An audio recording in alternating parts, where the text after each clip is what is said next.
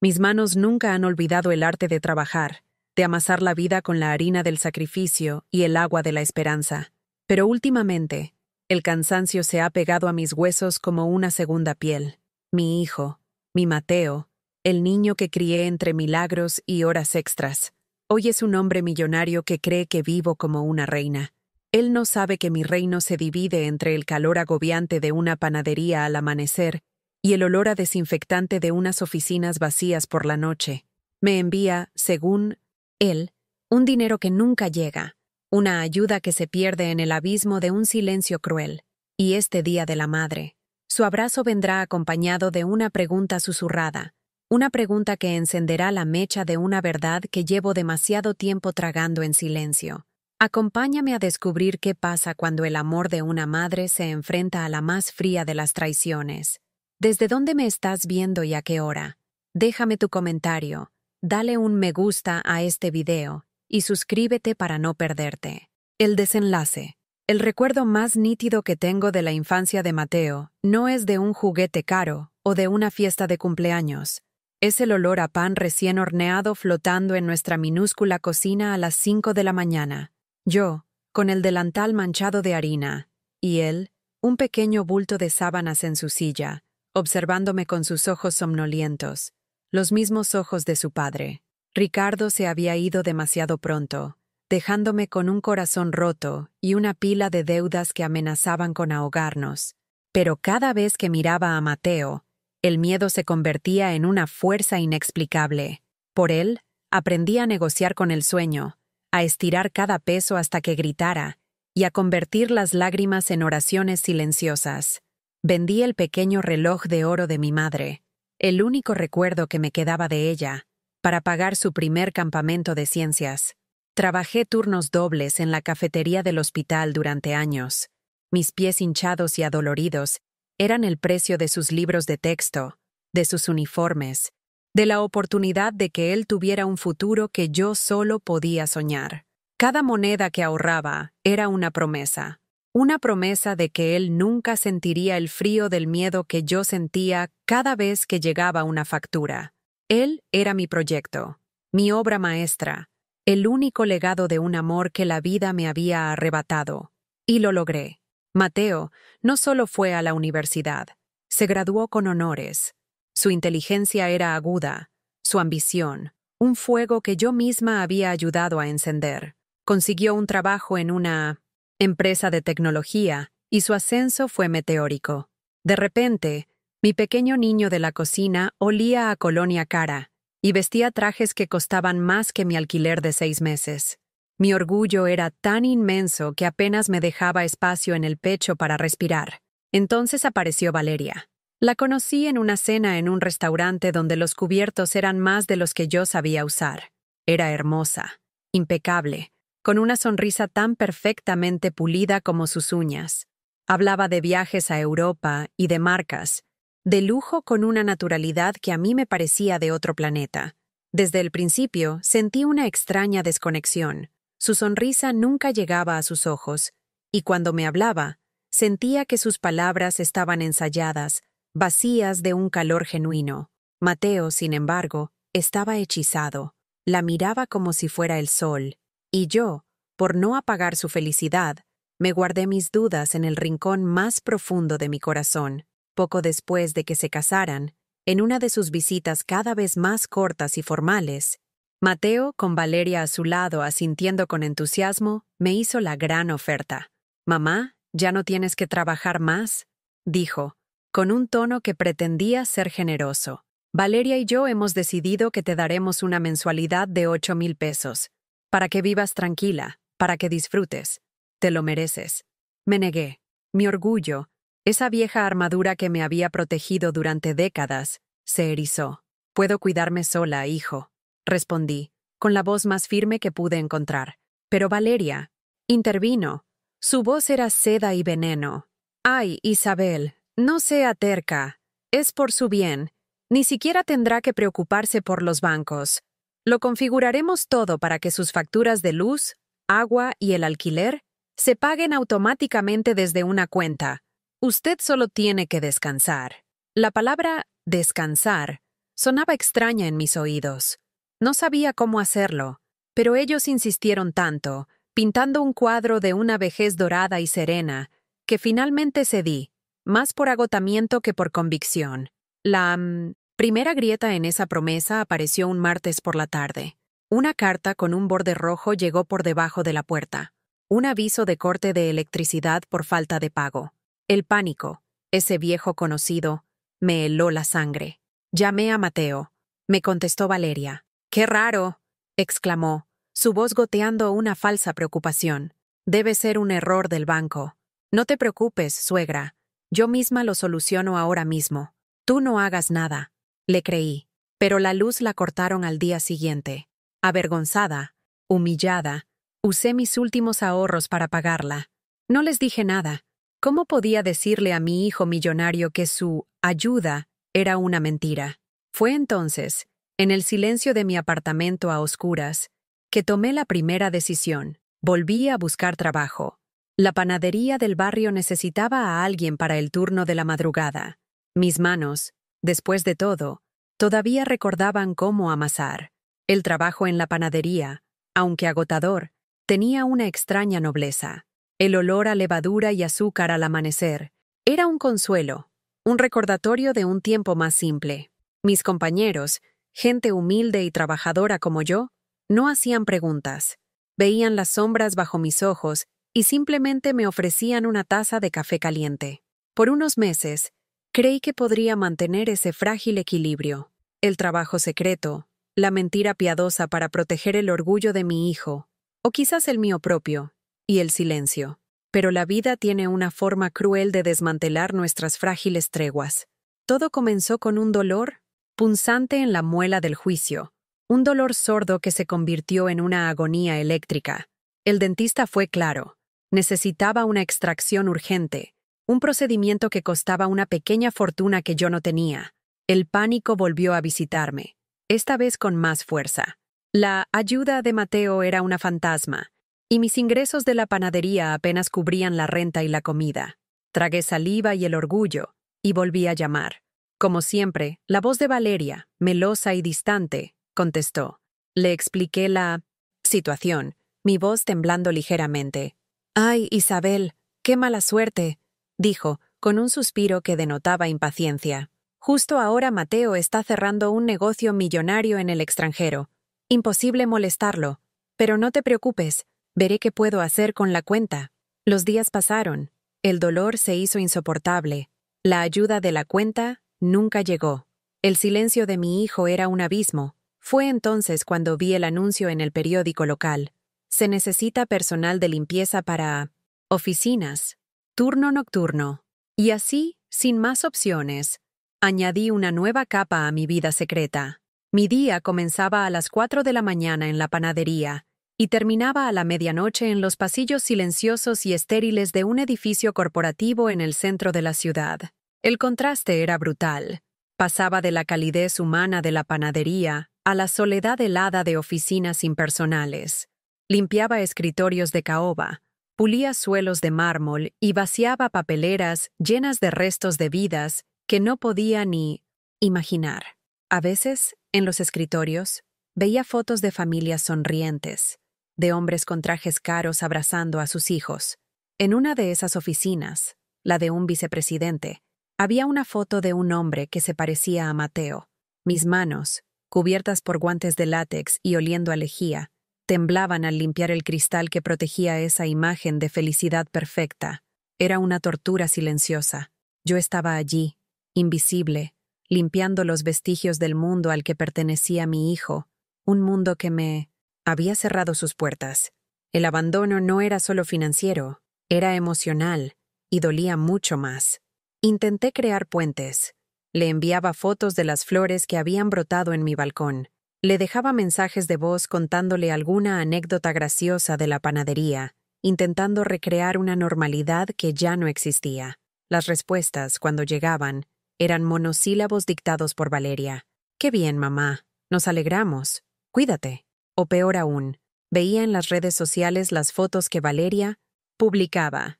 Mateo y ella en yates, en cenas de gala, en viajes exóticos.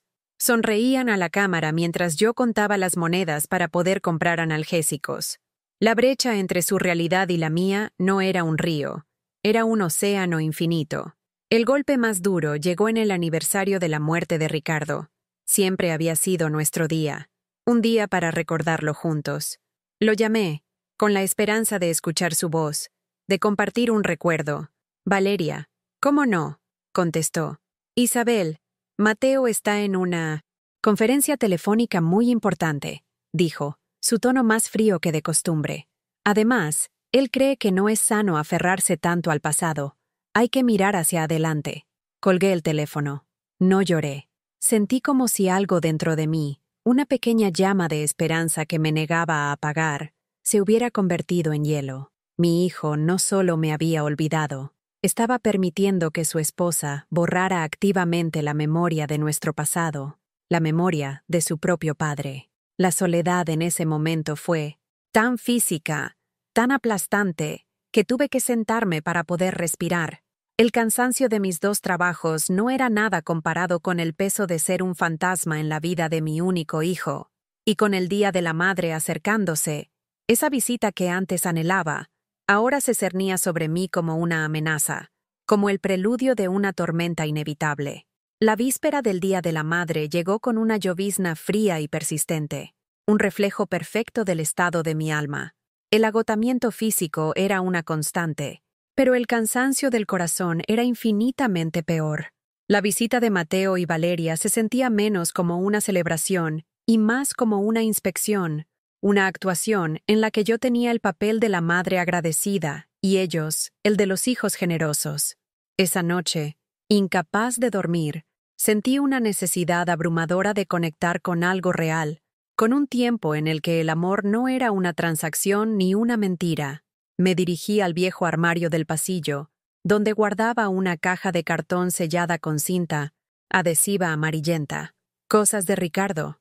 Había escrito en ella hacía más de una década. Nunca había tenido el valor de abrirla. Hasta ahora. Al levantar la tapa, el olor a naftalina y a papel viejo me transportó en el tiempo. Dentro estaba su suéter de lana favorito, todavía con el vago aroma de su loción de afeitar. Había fotos, cartas que yo le había escrito, el programa de la obra de teatro escolar de Mateo en la que hizo de árbol. Cada objeto era un pequeño fantasma, un eco de una felicidad que parecía pertenecer a otra vida. Y entonces, en el fondo, debajo de un fajo de viejas facturas pagadas, vi un sobre grueso y sellado. Mi nombre estaba escrito en la caligrafía elegante y firme de Ricardo, y debajo, una frase: «Para mi Isabel, para cuando más me necesites». Mis manos temblaron al abrirlo. Dentro no había una, sino varias hojas. La primera era una carta. «Mi amor», comenzaba, «si estás leyendo esto, significa que ya no estoy ahí para ahuyentar tus miedos con un abrazo. Sé lo orgullosa que eres, mi vida. Sé que moverías montañas antes de pedir ayuda. Te conozco mejor que nadie. Por eso hice algo, una pequeña locura, sin decirte. Recuerdo aquellas noches en las que Mateo no nos dejaba dormir con sus proyectos de computadoras. ¿Te acuerdas? Decía que el futuro estaba en esas máquinas. Le creí. Con una pequeña parte de mis ahorros, la que guardaba para comprarme esa caña de pescar que tanto quería, compré acciones de una de esas empresas de tecnología de las que él hablaba. Una compañía nueva, pequeña, con un nombre gracioso. Era una apuesta, un juego. Pero mi verdadera apuesta siempre fuiste tú y nuestro hijo. La carta continuaba, llena de palabras de amor y aliento que me hicieron llorar como no había llorado en años. Al final, decía, los certificados están dentro del libro que siempre te leía, 100 años de soledad, en la página donde siempre te quedabas dormida. No sé si algún día valdrán algo, pero son tuyos, tu red de seguridad, para que nunca, nadie, ni siquiera nuestro amado hijo, te haga sentir pequeña o dependiente. Vive con la cabeza alta, mi Isabel. Te amo siempre. Corrí a la estantería, saqué el viejo libro de García Márquez y efectivamente, en la página 86, encontré los documentos. Eran oficiales, con sellos y firmas, a nombre de Ricardo Montero, mi difunto esposo. Al día siguiente, con el corazón en la garganta. Pedí el día libre en ambos trabajos y fui a una consultora financiera en el centro. El joven que me atendió miró los papeles con escepticismo, pero al introducirlos en su sistema, sus ojos se abrieron como platos. La pequeña empresa con un nombre gracioso se había convertido en un gigante tecnológico global. El valor de esas acciones no era una pequeña ayuda, era una fortuna, una cantidad de dinero que mi mente apenas podía procesar. Salí de esa oficina sintiendo que flotaba. El mundo parecía diferente. Los colores eran más brillantes, el aire más limpio. Pero no era por el dinero, era por el gesto de Ricardo. Desde más allá de la muerte, mi esposo me había devuelto no solo la seguridad, sino la dignidad. Sus palabras, nunca dejes que nadie te haga sentir pequeña, resonaban en mi cabeza como un himno. La tristeza y la humillación que me habían encorvado durante meses comenzaron a disiparse, reemplazadas por una calma fría y una claridad absoluta. Ya no era una víctima, era la guardiana del legado de mi marido y la dueña de mi propio destino. El juego había cambiado. Esa tarde, mientras guardaba los documentos en una caja de seguridad en el banco, tomé una decisión. No huiría, no me escondería en mi nueva riqueza. Enfrentaría la mentira. Por Ricardo, por mí, por la verdad. Cuando regresé a casa, me di una ducha larga y me puse el mejor vestido que tenía. Me miré al espejo y vi el reflejo de una mujer que había olvidado que existía. Una mujer fuerte, entera, inquebrantable. Justo en ese momento, sonó el timbre. Miré por la mirilla. Eran Mateo y Valeria, con sus sonrisas ensayadas y un ramo de flores carísimas. Había llegado la hora. Abrí la puerta. Allí estaban, mi hijo y su esposa, enmarcados en el umbral como una postal de un mundo al que yo ya no pertenecía. Mateo me sonrió, una sonrisa ancha pero vacía, y me entregó el ramo de lirios blancos, tan grandes y perfectos que parecían de cera. Valeria me dio 2 besos al aire, evitando cualquier contacto real, su perfume caro invadiendo mi pequeño recibidor. «Feliz Día de la Madre, mamá. Estás radiante», dijo. Mateo. Asentí en silencio, tomando las flores sin decir palabra y dejándolas sobre la mesa del comedor. Mi calma parecía desconcertarlos. Estaban acostumbrados a mi charla nerviosa, a mis preguntas sobre su vida, a mi esfuerzo por llenar los silencios. Hoy, el silencio era mi aliado. Les ofrecí un café, que aceptaron. Nos sentamos en el pequeño salón, el mismo donde por meses me había derrumbado de cansancio. La conversación fue forzada, un monólogo de ellos sobre una subasta de arte, un nuevo coche, unas vacaciones planeadas a las Maldivas. Yo solo escuchaba, asintiendo de vez en cuando, observándolos como si fueran especímenes bajo un microscopio. Observaba las manos de mi hijo, tan suaves y cuidadas, y pensaba en las mías, ásperas y agrietadas por la lejía y la harina.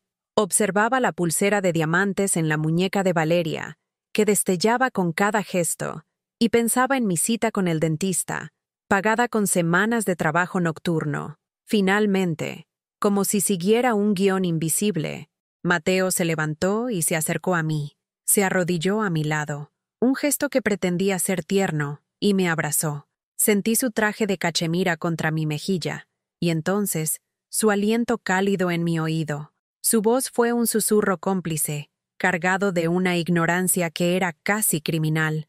¿Disfrutando los 8,000 pesos al mes, mamá?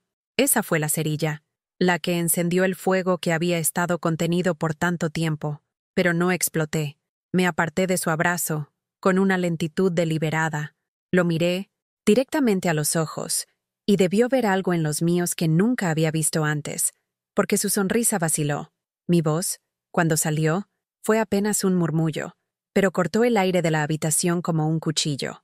No, Mateo, no estoy disfrutando de los 8,000 pesos. Hice una pausa, dejando que mis palabras flotaran entre nosotros. Mateo frunció el ceño, confundido. ¿De qué hablas? No los estoy disfrutando, repetí, mi voz ganando una pizca de acero, porque nunca he recibido ni un solo centavo de ese dinero. Para sobrevivir, he estado trabajando en 2 empleos.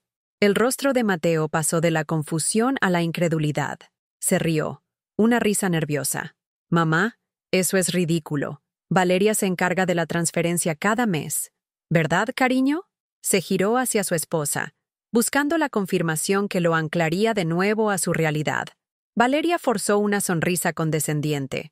«Ay, Isabel, por favor, no empecemos con dramas. Y menos hoy. Con todo respeto, la edad a veces nos hace olvidar las cosas». Fue entonces cuando la miré directamente. La calma se había asentado en mí como una armadura. «Mi memoria está perfectamente, Valeria. Tan perfecta que recuerdo el olor a quemado cuando se fundió mi vieja nevera, y no tenía cómo reemplazarla. Recuerdo las noches en vela por el dolor de muelas, esperando a cobrar para poder ir al dentista. Recuerdo mis manos sangrando por el frío de la madrugada en la panadería, y el dolor en mi espalda después de fregar los suelos de una oficina de lujo. Oficinas como las que tu esposo tiene». Cada palabra era una piedra, lanzada con una precisión mortal. «El dinero nunca llegó, Valeria», continué, sin apartar mis ojos de ella. «La pregunta no es si yo lo olvidé. La pregunta es, ¿a dónde fue a parar?». El pánico destelló en sus ojos. Su máscara de sofisticación se resquebrajó. Yo no sé de qué hablas. Será un error del banco. Siempre eres tan desagradecida». «¿Desagradecida?», la interrumpí, mi voz todavía baja, pero ahora vibrando con una autoridad inquebrantable. «He pasado el último año sintiéndome como un fantasma, avergonzada de pedir ayuda, creyendo que era una carga. ¿Y tú me llamas desagradecida?». Fue demasiado para ella. La verdad, acorralada, explotó en su forma más fea. «Era una miseria de dinero. 8,000 pesos no son nada», escupió, su rostro contorsionado por la rabia. «Tú no lo necesitabas. Tienes tu casa. Nosotros tenemos gastos, una vida que mantener». El silencio que siguió a su confesión fue atronador. Mateo se quedó paralizado, pálido como el papel. Su mirada viajaba desde el rostro descompuesto de su esposa hacia mí, su madre, de pie frente a él, delgada, cansada, pero erguida. Vi la comprensión, la vergüenza y el horror amanecer en su rostro. Su mundo, construido sobre una mentira cómoda, se hizo añicos en ese instante. Las lágrimas brotaron de sus ojos. No sentí triunfo, solo una profunda y amarga liberación. La catarsis no fue un grito, fue el silencio de la verdad revelada. Me acerqué a la mesa, tomé el lujoso ramo de lirios, y sin una palabra, lo dejé caer suavemente en el cubo de la basura. Luego, me dirigí a la puerta y la abrí. «Creo que es hora de que se vayan». Cuando la puerta se cerró tras ellos, un silencio espeso y profundo llenó el apartamento. Pero era un silencio diferente. No era el silencio de la soledad o de la pena, sino el silencio de la calma después de una tormenta devastadora. Era el silencio de un espacio que, por primera vez, en mucho tiempo me pertenecía por completo. Caminé hacia la cocina, llené la vieja tetera con agua y la puse al fuego. Mientras esperaba a que hirviera, me di cuenta de que mis manos ya no temblaban. La mujer que se había mirado al espejo esa mañana, llena de una nueva y frágil fuerza, se había solidificado. Se había convertido en la roca que siempre fue, aunque lo hubiera olvidado. En los días siguientes, mi teléfono sonó incesantemente. Eran llamadas y mensajes de Mateo, cadenas de disculpas, de ruegos, de una desesperación que me resultaba extraña y lejana. No respondí, no por rencor, sino porque necesitaba tiempo para habitar mi nueva realidad, para sanar las heridas que su negligencia había permitido que se infectaran. Necesitaba redescubrir a Isabel sin el peso de ser la madre abnegada o la víctima silenciosa. Semanas después, me enteré por una tía lejana de que Mateo y Valeria se habían separado. Al parecer, la mentira de mi mensualidad fue solo la punta del iceberg de un engaño, mucho mayor. Mi hijo descubrió que su esposa había estado desviando fondos de sus cuentas personales durante años. La codicia de Valeria no tenía límites, y al final, la consumió. La justicia, a veces, no necesita que la empujemos. Simplemente sigue su propio curso, lento pero inexorable. Lo primero que hice por mí fue renunciar a mis 2 trabajos. La primera mañana sin el sonido del despertador a las 3 a.m. fue el mayor lujo que había conocido. Dormí hasta que el sol me dio en la cara. Después, con el legado que Ricardo me había dejado, no compré lujos ni me mudé a una casa más grande. En cambio, honré la que teníamos. Contraté a un par de obreros y renovamos cada rincón de mi pequeño apartamento, devolviéndole la luz y la vida que había perdido. Y en el pequeño patio trasero, que por años había sido un trozo de tierra abandonada, comencé a construir un jardín. Cada semilla que plantaba era un acto de fe. Las rosas, por el amor de Ricardo. La lavanda, por la paz que anhelaba. Los girasoles, por la promesa de mirar siempre hacia la luz. Cuidar de ese jardín se convirtió en mi terapia. Hundir las manos en la tierra me conectaba con algo real y puro. Ver la vida brotar de la nada me enseñó que los finales, a menudo, son solo comienzos disfrazados. Con una parte del dinero, creé una pequeña beca anónima en la escuela del barrio, a nombre de Ricardo Montero, para niños que, como Mateo, tuvieran grandes sueños en cocinas pequeñas. Un día, meses después, Mateo apareció en mi puerta, sin avisar. No traía flores caras ni regalos. Tenía los ojos hinchados y una humildad que nunca le había visto. No dijo mucho, solo preguntó, ¿Puedo ayudarte con el jardín? Asentí. Y así comenzó nuestra reconstrucción. No con palabras, sino con acciones. Venía cada fin de semana, cavaba la tierra, cargaba las macetas, regaba las plantas en silencio a mi lado. Poco a poco, las conversaciones comenzaron a fluir, torpes al principio, pero sinceras. Hablamos de su padre. Lloró. Por su ceguera, por su abandono. Yo lo escuché. Aprendí que el perdón no es un interruptor que se enciende, sino una planta que se riega. Aún no sé si ha florecido del todo, pero ya no hay sequía en mi corazón.